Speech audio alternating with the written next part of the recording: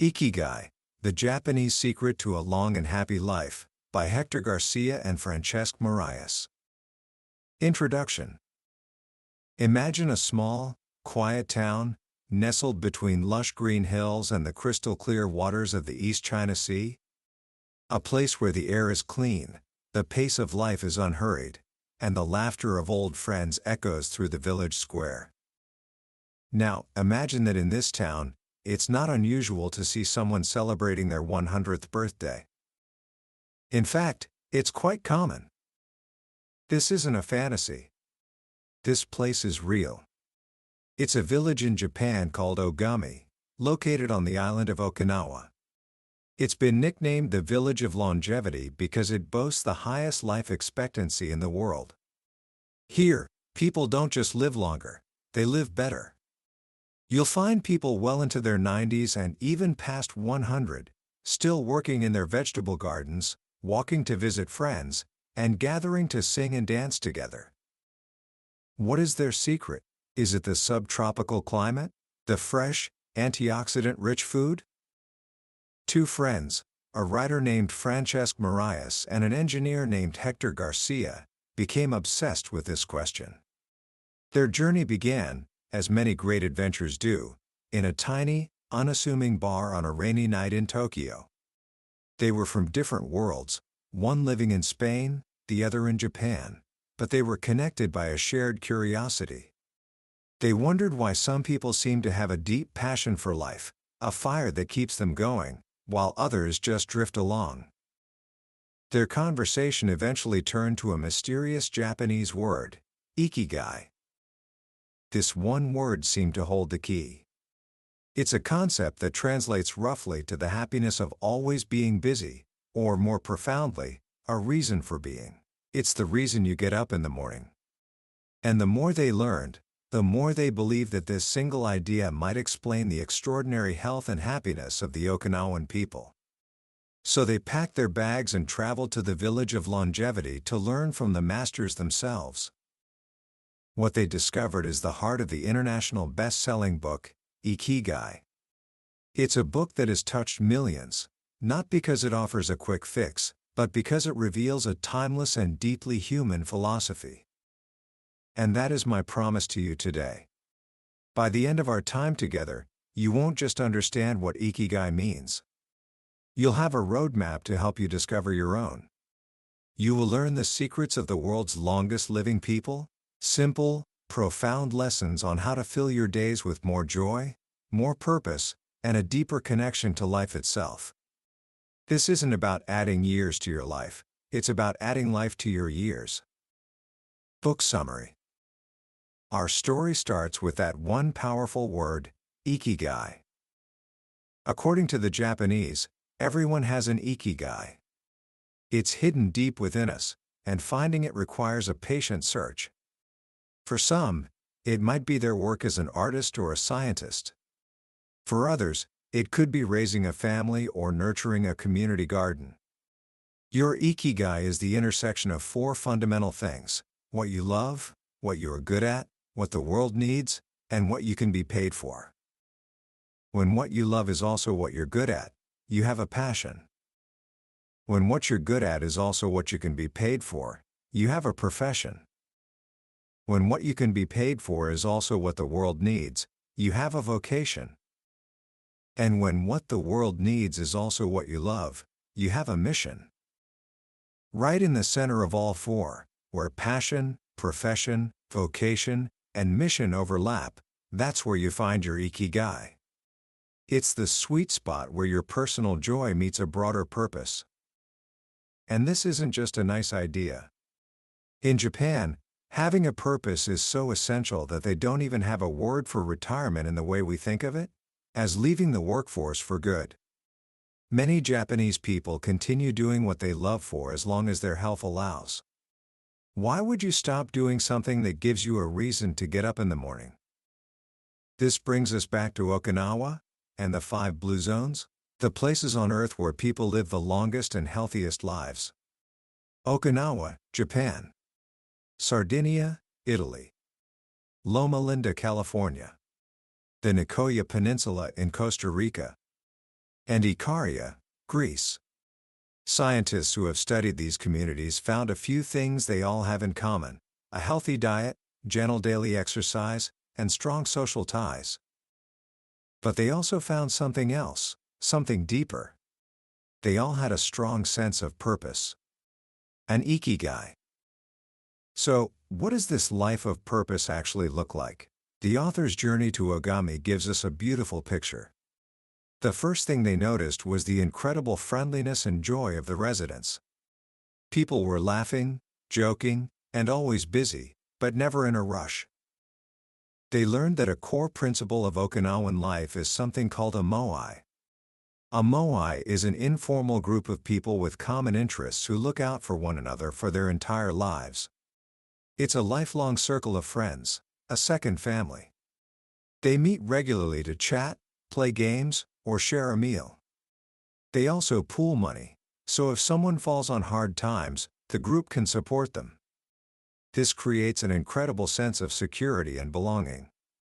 You know, no matter what happens, you are not alone.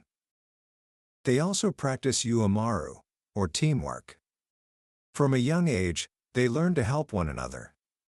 This deep sense of community is one of the most powerful secrets to their happiness. Then, there's their relationship with food. One of the most common sayings in Japan is repeated before every meal: hara bu. It means, fill your belly to 80%. Think about that. They stop eating when they are starting to feel full, not when they are stuffed. That extra side dish, the slice of cake we eat even though we're no longer hungry, they simply skip it. This ancient wisdom has profound effects.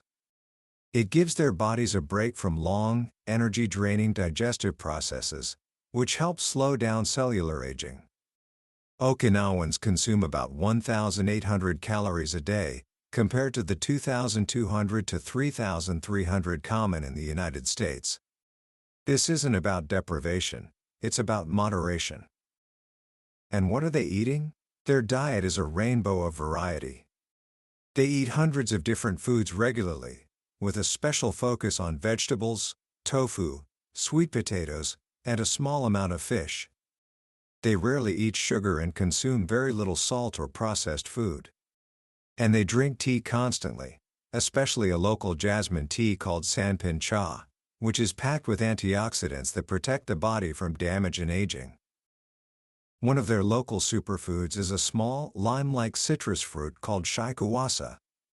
It's incredibly sour, but it contains 40 times more of a powerful antioxidant called nobelatin than oranges do. This little fruit helps protect them from cancer, diabetes, and other age-related diseases.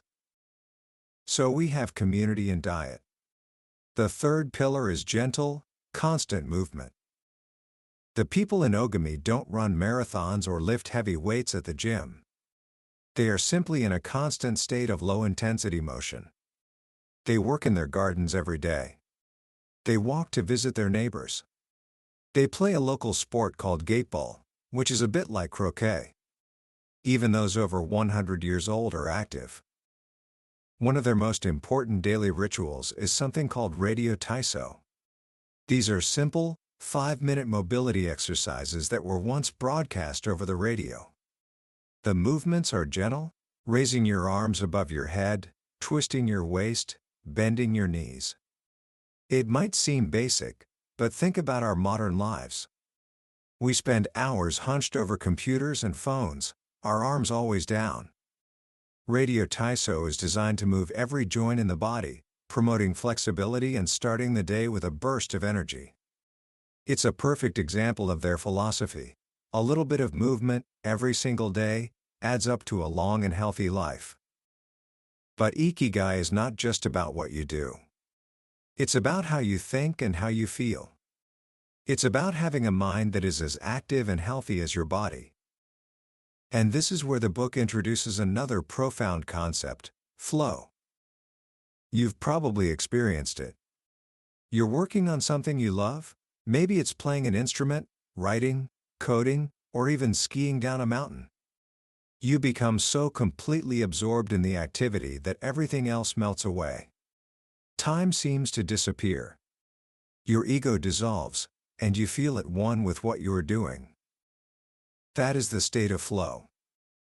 The psychologist Mihai Csikszentmihalyi, who pioneered this idea, described it as an optimal experience. It's the state in which we feel our best and perform our best. The secret to a happy life, the book argues, is to spend as much time at a state of flow as possible. So, how do we find it? There are a few key strategies. First, choose a task that is challenging, but not too challenging. If something is too easy, you'll get bored. If it's too difficult, you'll get frustrated and give up. The sweet spot is right at the edge of your current abilities, something that stretches you just a little bit. Second, have a clear and concrete objective.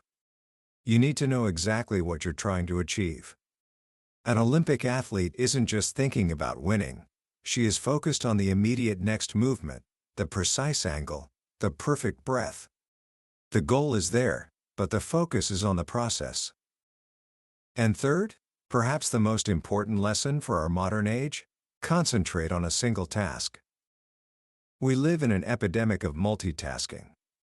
We think we're being productive when we're writing an email, listening to a podcast, and answering text messages all at once. But science shows the opposite is true. Our brains are not designed for it. When we multitask, we're actually just switching between tasks very quickly, which wastes energy, increases mistakes, and makes it harder to remember what we've done. To achieve flow, we have to create a bubble of distraction-free concentration. Turn off your phone. Close the extra tabs on your computer. Find a quiet space. When you give a single task your undivided attention, you open the door to the state of flow, where your best work and deepest enjoyment lie. The Japanese have masters of flow in every field. They call them takumi, or artisans. A takumi is someone who has dedicated their life to perfecting a single skill. Think of Jiro, the world-famous sushi chef from the documentary Jiro Dreams of Sushi. For more than 80 years, he has made sushi every day. He doesn't get bored. Making sushi is his Ikigai. In his tiny 10-seat restaurant, he enters a state of flow, becoming one with his craft. Or consider Hayao Miyazaki, the legendary animator from Studio Ghibli. He is so passionate about his work that he often spends his weekends in the studio, drawing by hand, completely absorbed in his art. He announced his retirement in 2013, but the very next day, he was back at his desk, drawing. Why? Because drawing is his reason for being. You can't retire from your Ikigai. Even the most mundane tasks can become opportunities for flow. The book calls this microflow. Think of a dishwasher who turns their routine into a graceful, efficient dance. Or Bill Gates, who says he enjoys washing the dishes every night. He finds it relaxing and tries to do it a little better each time. By bringing focus and intention to simple tasks, we can transform them from chores into moments of satisfying flow. But what happens when life gets hard? What happens when we face setbacks, loss, and pain? No amount of purpose or flow can protect us from the challenges of being human. This is where the book introduces the final, crucial pieces of the puzzle: resilience and a unique Japanese aesthetic known as wabi-sabi. Resilience is the ability to bounce back from adversity. There's a Japanese proverb that captures this perfectly: Nana Karobi ya oki, which means, fall 7 times, rise 8. Resilient people don't get carried away by negative emotions. They stay focused on what they can control and accept what they cannot. This is a core teaching of both Stoicism and Buddhism. They remind us that the present is the only thing we truly have. We shouldn't worry about the past, which we cannot change, or the future, which we cannot know. Wabi-sabi is the idea of finding beauty in imperfection and impermanence. In the West, we often strive for perfection, the flawless diamond, the symmetrical building. In Japan, there's a deep appreciation for things that are cracked, weathered, and incomplete.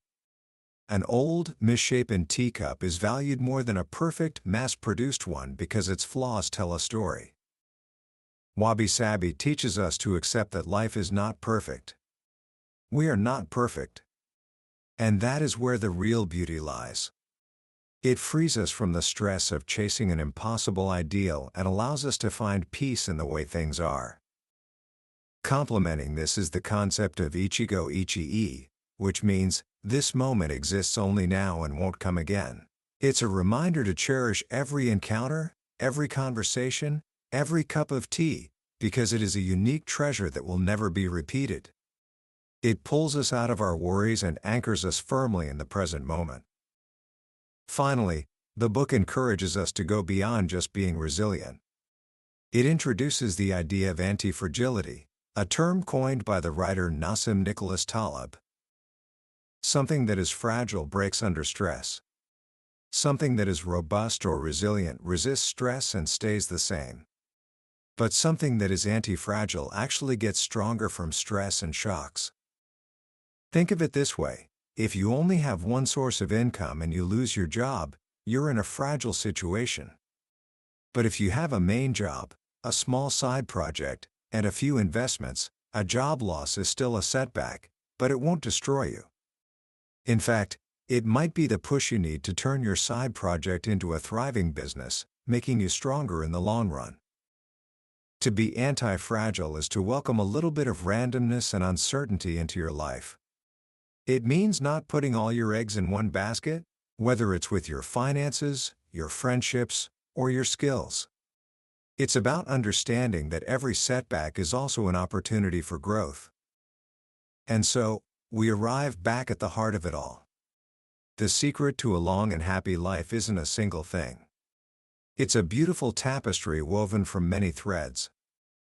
It's finding your Ikigai, your purpose, that guides you like a compass. It's nurturing a close circle of friends, your moai, who support you through life. It's honoring your body with healthy food, but never too much, hara hachibu. It's staying in motion, not with intense effort, but with gentle, daily activity. It's finding flow in your work and your passions, losing yourself in the joy of the present moment. And it's facing life's challenges with a resilient mind, finding beauty in imperfection and getting stronger from every setback. The book leaves us with 10 simple rules, distilled from the wisdom of the elders of Ogami. 1. Stay active, don't retire. Keep doing what you love. 2. Take it slow. Leave urgency behind. 3. Don't fill your stomach. Practice the 80% rule. 4. Surround yourself with good friends. They are the best medicine. 5. Get in shape for your next birthday. Your body needs daily maintenance. 6. Smile. A cheerful attitude is not only pleasant but also builds friendships. 7. Reconnect with nature. We are built to be part of the natural world. 8. Give thanks. To your ancestors, to nature, to your friends, for being alive. 9. Live in the moment. Stop regretting the past and fearing the future. 10. Follow your Ikigai. If you don't know what it is yet, your mission is to discover it. In the end, Ikigai is not some grand, unattainable destiny. It is the art of living. It is found in the journey, not the destination. It is the quiet joy of tending to your garden, the shared laughter with a friend, the deep focus of creating something with your hands, and the simple, profound act of waking up each day with a reason to live. Commentary. As we wrap up our journey through the pages of Ikigai, I find myself sitting with a feeling of profound simplicity. In a world that often feels so complicated, so loud, and so demanding, the lessons from this book feel like a quiet, steadying whisper. For a young person today, standing at the threshold of life, the pressure can be overwhelming. You're told to find your passion, but also to be practical. To dream big, but also to be realistic. To build a career, to make money, to be successful. The world is constantly shouting about what you should do, what you should want. What I find so powerful about the concept of Ikigai is that it offers a different kind of compass. It doesn't point toward wealth or fame or external validation. It points inward. It asks you to listen to the quieter signals. What do you truly love to do? What feels meaningful to you? What makes you lose track of time? This isn't about finding the one perfect job that will make you happy forever. It's about building a life, a whole life, that feels purposeful. Your Ikigai might not be your job at all. It might be found in your relationships, in your community, in your hobbies, in the way you approach each day. The book reminds us that happiness is in the doing, not in the result. The joy is in the process. This is a revolutionary idea in a society obsessed with goals and outcomes. We're always rushing toward the next milestone, the graduation, the promotion, the finish line, believing that happiness is waiting for us there. But the elders of Ogami show us that happiness is here, now. It's in the journey itself. It's in the walk slowly and you'll go far mentality. So, how can you start applying this ancient wisdom to your life, right now? It doesn't require a trip to Japan. It starts with small, simple actions. First, I encourage you to conduct a personal flow audit. For the next week, keep a small notebook or a note on your phone. Whenever you find yourself completely absorbed in an activity, where time just flies by, make a quick note of it. Was it when you were drawing, playing a sport, having a deep conversation with a friend, solving a math problem? At the end of the week, look at your list. The things that put you in a state of flow are powerful clues to your Ikigai. They are breadcrumbs leading you toward what you truly love. Second, try the 80% rule, or hara-hachi-bu, for just one meal each day. Simply stop eating when you feel about 80% full, when you're no longer hungry, but could still eat a little more. Don't judge it, just notice how it feels. You might find you have more energy, that you feel lighter and clearer. It's a simple act of mindfulness that connects you to your body's true needs. And third, introduce a small movement ritual into your day. This isn't about forcing yourself to go to the gym. It could be a 15-minute walk every morning, without your phone. Or maybe you can find a Radio Taiso video on YouTube and follow along for 5 minutes. The goal is to make gentle movement a natural and enjoyable part of your daily rhythm, just like brushing your teeth. These small steps won't reveal your life's ultimate purpose overnight. But they will start to shift your focus. They will help you connect more deeply with yourself, with your body, and with the present moment. And it is in that connection that your Ikigai begins to reveal itself. That was a summary of Ikigai, The Japanese Secret to a Long and Happy Life, by Hector Garcia and Francesc Marias. We've touched on the most important ideas today, but I have to be honest with you. A summary is like looking at a photograph of a beautiful meal. You can see what's in it, you can appreciate its beauty, but you can't truly taste it. The real magic of this book is in the way its simple stories and gentle wisdom settle into your mind as you read. This summary is here to help you decide if this is a meal you'd like to savor for yourself. If any of the ideas we've discussed today, finding flow, living with purpose, the wisdom of hara-hachi-bu, have sparked something in you, then I truly believe that reading this book will be an experience that stays with you for a long, long time. Also, if you found this journey valuable, please take a moment to like this video and subscribe to the channel. It's a small click for you, but it means the world to us, and it ensures you won't miss our next exploration into another life-changing book. Let's keep learning and growing together.